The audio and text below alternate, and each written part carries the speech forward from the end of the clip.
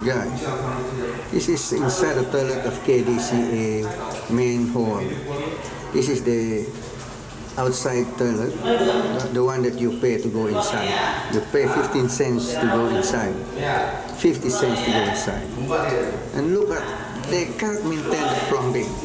You got a bidet and the water is leaking and dripping like that all day, all night.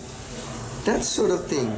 In one day, you can have 10 units, even 10 cubic meters of water going to the ground. See, so can you imagine how many toilets in Sabah all doing the same thing? This is the reason why you don't have enough water in Sabah. This is one of it. Water just dripping to the ground. No wonder we don't have enough water. So even Kdca, country people, with all your money that you collect, you can't even get good plumbers to repair this pipe. Pity.